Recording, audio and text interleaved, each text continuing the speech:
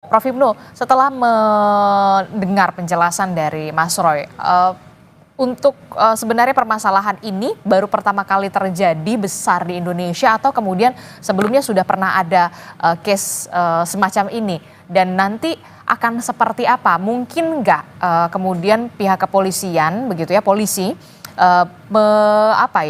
menyampaikan secara gamblang dan secara terperinci detail hasil laboratorium forensik, ataukah cuma nantinya hanya otentik atau tidak otentik?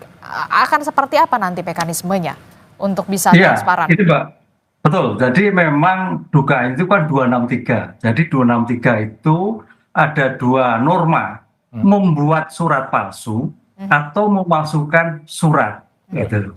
Kalau membuat surat palsu itu dari tidak ada menjadi ada. Tapi kalau memalsukan surat itu adalah ada poin-poin yang dipalsukan. Misalkan tadi memang betul, misalkan nanti dalam suatu ijazah itu kan ada kop suratnya, ada tanda tangannya, ada jenis tintanya, ada jenis nomornya dan sebagainya, itu akan dilihat semua.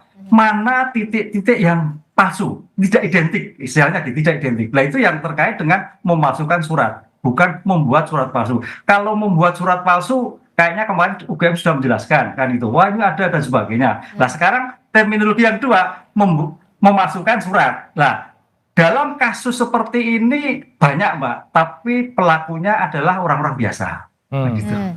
Orang-orang biasa terkait dengan surat, dengan akta otentik, kan gitu, dengan sertifikat, kan banyak itu Mbak sekarang abal-abal itu kan. Nah, tapi ini permasalahannya adalah Pak Jokowi, mantan presiden. Ini yang jadi problem kan seperti ini. Yang mendapatkan atensi seluruh Indonesia. Iya, kan ini suatu luar biasa. Belum bicara nanti dampaknya, belum kita bicara integritasnya, belum kita bicara banyak sekali kaitannya dengan permasalahan-permasalahan yang kehidupan berbangsa dan bernegara ini. Inilah yang saya kira menjadikan problem besar. Memang betul tidak semudah, ini mudah, tapi dampaknya luar biasa. Itu yang menyangkut subjek hukumnya. Kalau yang biasa, subjek hukumnya biasa, antar orang, memasukkan sertifikat, memasukkan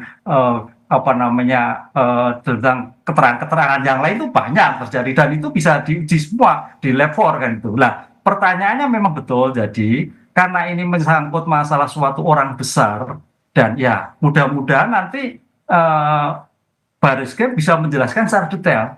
Dan ini saya kira Bang Roy nanti bisa menanyakan kembali kenapa seperti ini, angkanya seperti ini kan itu.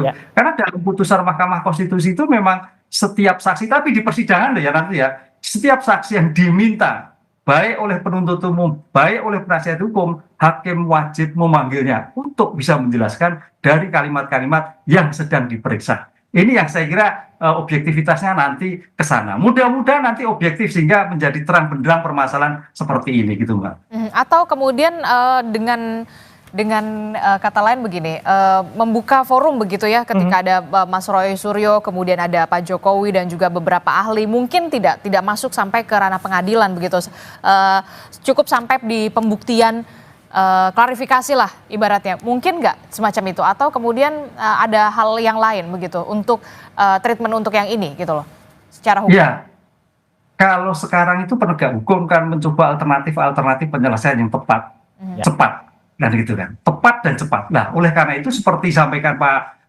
Bu Megawati, kalau sudah disahkan semua lihat sudah selesai, kan gitu kan. Saya kira ini buktinya ke sana. Jadi kalau sudah diserahkan, kemudian semua pihak melihat dari pihak-pihak yang terkait tergugat sudah clear lah, sudah asli. Kenapa mesti sampai pada suatu tindakan yang lain?